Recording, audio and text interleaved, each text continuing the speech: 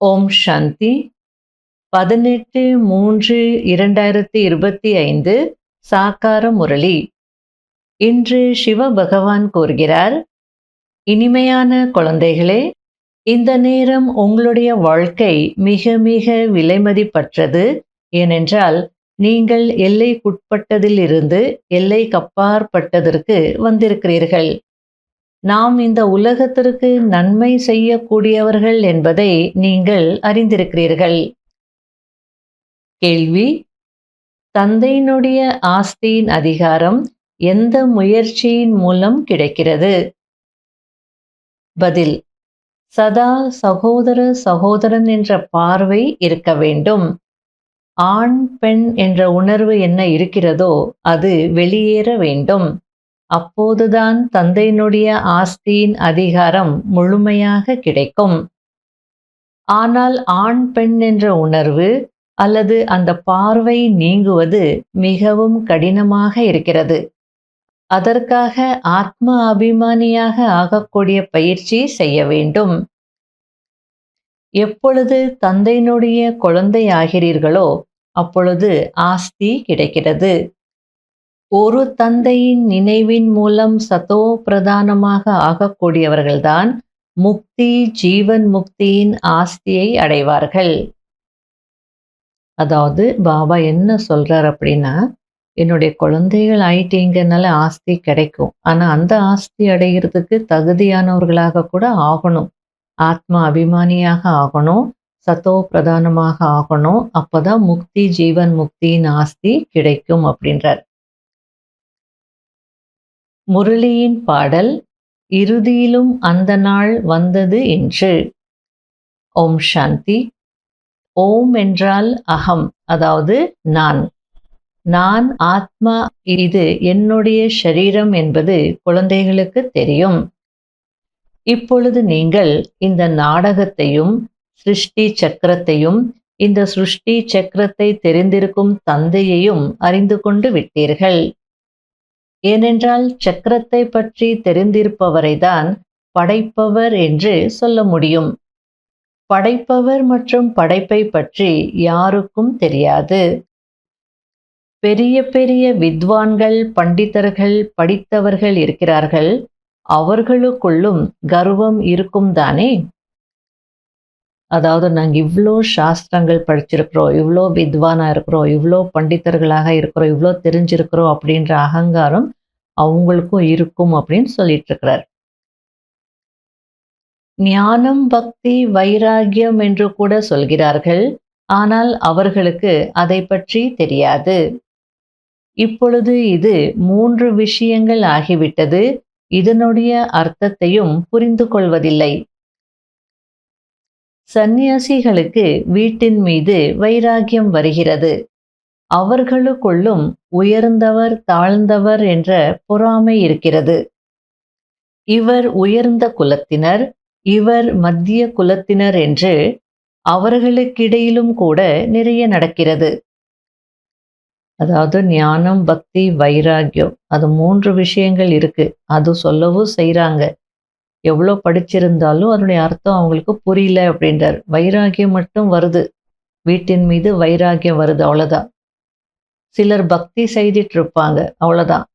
சிலர் ஞானத்தை அடைவதற்கு சாதனை செய்துட்டு இருப்பாங்க.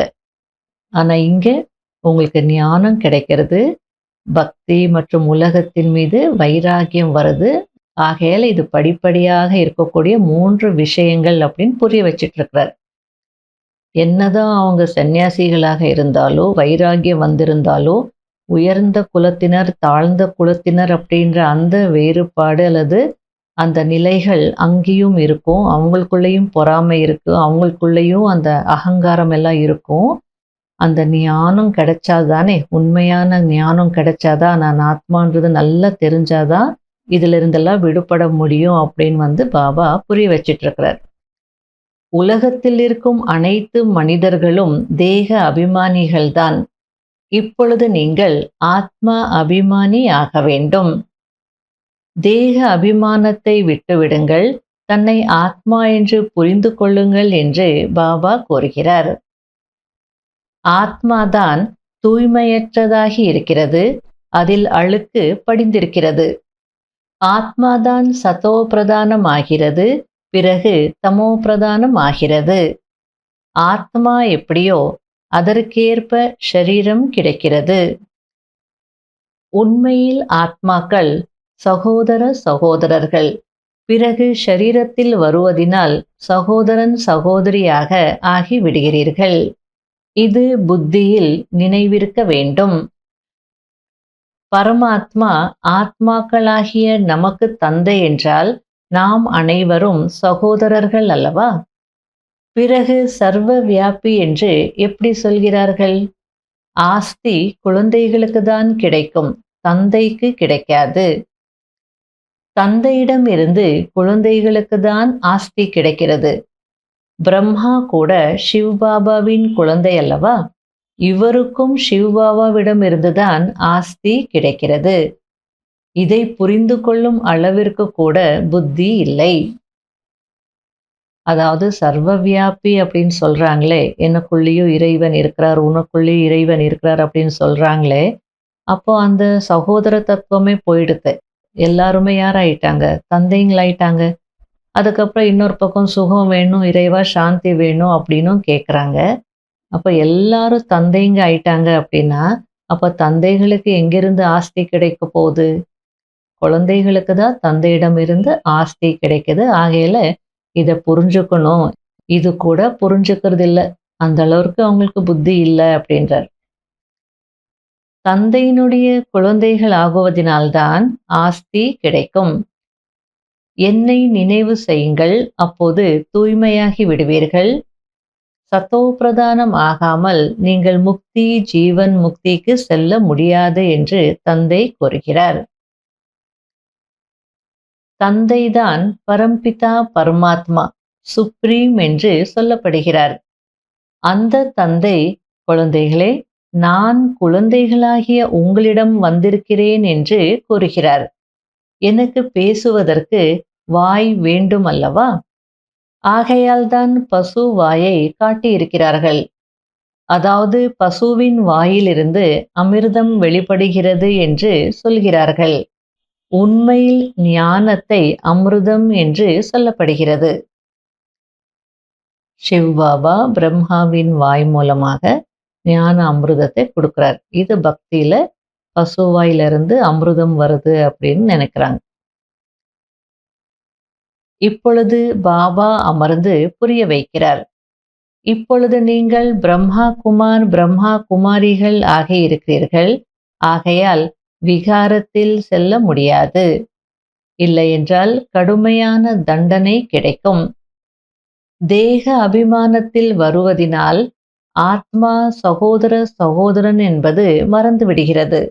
அமர லோகத்தில் விகாரங்கள் இருப்பதில்லை.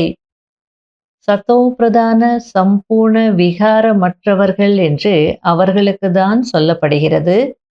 இந்த உலகத்தில் சம்பூர்ண விகாரிகளாக தமோ பிரதானமாக இருக்கிறார்கள்.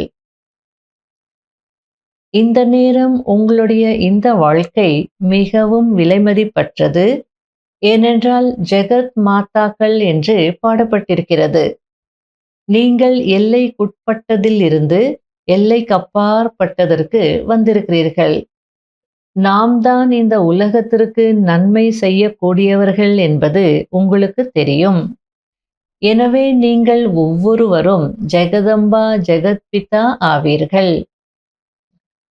இந்த நரகத்தில் மனிதர்கள் மிகவும் துக்கத்தில் இருக்கிறார்கள். நாம் அவர்களுக்கு சேவை செய்வதற்காக வந்திருக்கிறோம் என்பதை அறிந்திருக்கிறீர்கள். நீங்கள் அங்கு மிகவும் கொஞ்சம் பேர்தான் இருப்பீர்கள். நதிகளில் தண்ணீர் நிறைய இருக்கும், தானியங்கள் கூட நிறைய இருக்கும். இங்கு இப்பொழுது இந்த பூமியில் கோடிக்கணக்கான மனிதர்கள் இருக்கிறார்கள். அங்கு முழு பூமியிலும் 9 அல்லது 10 லட்சம் பேர்தான் இருப்பார்கள். வேறு எந்த கண்டமும் இருக்காது. நீங்கள் அங்கு எங்கும் செல்ல வேண்டிய அவசியம் இருக்காது. எப்போதுமே வசந்த காலமாக இருக்கும். பஞ்ச தத்துவங்கள் கூட எந்த கஷ்டமும் கொடுக்காது. கட்டளையின் கீழ் இருக்கும். துக்கத்தின் பெயரே இருக்காது. அதுவோ சொர்க்கம். இப்பொழுது இது நரகமாக இருக்கிறது. சம்மர் சீசன் வந்த உடனே எல்லாரும் என்ன நினைப்பாங்க, ஹில் ஸ்டேஷனுக்கு போகணும், நல்லா கூலா இருக்கக்கூடிய இடங்களுக்கு போகணும்னு சொல்லிட்டு போவாங்க இல்லையா? எங்க தமிழ்நாடு அப்படின்னா கொடைக்கானல், ஊட்டி எல்லாம் போகணும்னு நினைப்பாங்க. நார்த் இந்தியால காஷ்மீர், சிம்லா எல்லாம் போகணும்னு நினைக்கிறாங்க இல்லையா? அந்த மாதிரிலாம் சொர்க்கத்துல யாரும் போக மாட்டாங்க. ஏன்னா அங்கே சதா வசந்த காலமாகவே இருக்கும். தத்துவங்கள் கட்டளைக்கு கீழ்ப்படிந்து இருக்கும். யாருக்கும் எந்த கஷ்டமும் கொடுக்காது. அதுக்கு தான் அந்த உலகத்துக்கு பேரு சொர்க்கம். ஆனா இது இப்போ நரகமாக இருக்கு அப்படின்னு புரிய வச்சிட்டு இருக்கிறார். அந்த சாஸ்திரங்கள் அனைத்தும் பக்தி மார்க்கத்தினுடையது. அதன் மூலம் யாரும் என்னை அடைய முடியாது. நான் அனைத்து வேத சாஸ்திரங்களின் சாரத்தை புரிய வைக்கிறேன். நான் எப்போது வருகிறேனோ அப்போது அனைவரையும் அழைத்து செல்கிறேன் என்று தந்தை கூறுகிறார். இப்பொழுது நாம் சங்கம யுகத்தில் இருக்கிறோம் என்பதை நீங்கள் அறிவீர்கள். இரவுக்கு பிறகு பகல் வரும். இப்பொழுது கும்மிருளாக இருக்கிறது. ஞான சூரியன் உதித்தார் என்றும் பாடுகிறார்கள். இப்பொழுது நீங்கள் தந்தை மற்றும் படைப்பினுடைய முதலிடை கடையை தெரிந்திருக்கிறீர்கள். எப்படி தந்தை ஞானம் நிறைந்தவராக இருக்கிறாரோ அப்படி நீங்களும் மாஸ்டர் ஞானம் நிறைந்தவர் ஆகிவிட்டீர்கள். நல்லது. இனிமையிலும் இனிமையான காணாமல் போய் கண்டெடுக்கப்பட்ட செல்ல குழந்தைகளுக்கு மாத் பிதா பாப் தாதாவின் அன்பு நினைவுகள் மற்றும் காலை வணக்கம். ஆன்மீக குழந்தைகளுக்கு ஆன்மீக தந்தையின் நமஸ்காரம். கடைபிடிக்க வேண்டிய முக்கியமான சாராம்சம். முதல் பாயிண்ட், தூய்மை ஆகுவதற்கு நாம் ஆத்மாக்கள், சகோதர சகோதரர்கள், பிறகு பிரம்மா தந்தையின் குழந்தைகள், சகோதரன் சகோதரிகள், இந்த பார்வையை உறுதியாக்க வேண்டும். ஆத்மா மற்றும் ஷரீரம் இரண்டையும் தூய்மையானதாக, சதோபிரதானமானதாக ஆக்க வேண்டும். தேக அபிமானத்தை விட்டுவிட வேண்டும். இரண்டாவது பாயிண்ட், மாஸ்டர் ஞானம் நிறைந்தவராகி அனைவருக்கும் படைப்பவர் மற்றும் படைப்பினுடைய ஞானத்தை சொல்லி கார் இருளிலிருந்து வெளியேற்ற வேண்டும். நரகவாசி மனிதர்களுக்கு ஆன்மீக சேவை செய்து சொர்க்கவாசிகளாக ஆக்க வேண்டும். வரதானம். மாஸ்டர் ஞானக்கடல் ஆகி ஞானத்தின் ஆழத்தில் செல்லக்கூடிய அனுபவம் என்ற ரத்தினங்களினால் நிரம்பியவர் ஆகுங்கள்.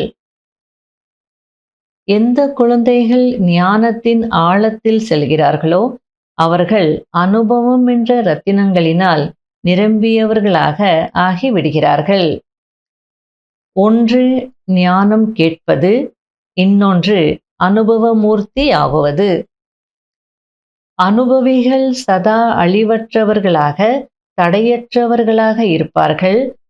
அவர்களை யாரும் அசைக்க முடியாது. அனுபவிகளின் முன்பு மாயையின் எந்த ஒரு முயற்சியும் வெற்றி அடையாது. அனுபவிகள் ஒருபோதும் ஏமாற்றம் அடைய முடியாது. எனவே அனுபவங்களை அதிகரித்து கொண்டே ஒவ்வொரு குணத்தின் அனுபவ மூர்த்தி ஆகுங்கள். மனன சக்தியின் மூலம் சுத்த எண்ணங்களின் ஸ்டாக்கை சேமியுங்கள். ஸ்லோகன். யார் தேகத்தின் சூக்ஷ்ம அபிமானத்தின் சம்பந்தத்தில் இருந்தும் விலகி இருக்கிறார்களோ அவர்கள்தான் ஃபரிஷ்தா ஆவார்கள். அவ்யக்த சமிகை. சம்பூர்ண சத்திய தன்மையும் கூட தூய்மையின் ஆதாரத்தில்தான் இருக்கும். தூய்மை இல்லை என்றால் சதா சத்தியத்தன்மை இருக்க முடியாது. வெறும் காம விகாரம் மட்டும் தூய்மையற்ற தன்மை அல்ல, ஆனால் அதன் கூடவே மற்ற துணைவர்களும் இருக்கிறார்கள். எனவே மகான் தன்மை என்றால் தூய்மையற்ற தன்மையின் பெயர் அடையாளம் கூட இருக்கக்கூடாது. அப்பொழுது பரமாத்மாவின் வெளிப்பாட்டிற்கு கருவியாக முடியும். ஓம் சாந்தி.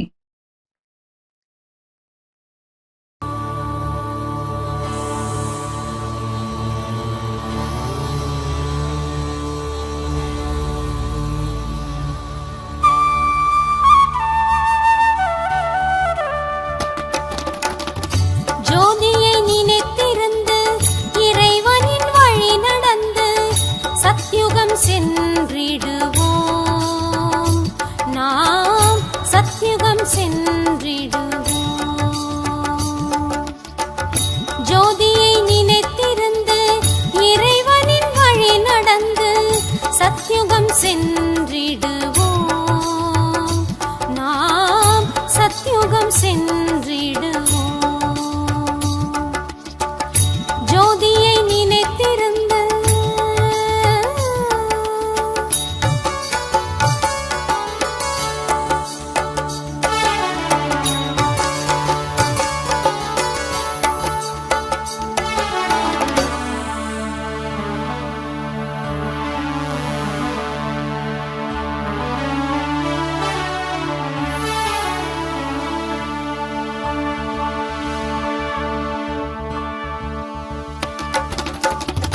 ஜோதி ஸ்வரூபன் சிவன் என்று உணர்ந்தோம். ஜெகோவா என்பதும் அவர் என்று உணர்ந்தோம். ஜோதி ஸ்வரூபன் சிவன் என்று உணர்ந்தோம். ஜெகோவா என்பதும் அவர் என்று உணர்ந்தோம். அல்லாஹ் என்னும் ஆண்டவர் ஒருவரே. அல்லாஹ் என்னும் ஆண்டவர் ஒருவரே. அந்த ஆதிசக்தி தந்தை சிவன் என்று உணர்ந்தோம். ஜோதியை நினைத்திருந்து இறைவனின் வழி நடந்து சத்யுகம் சென்றிடுவோம். நாம் சத்யுகம் சென்று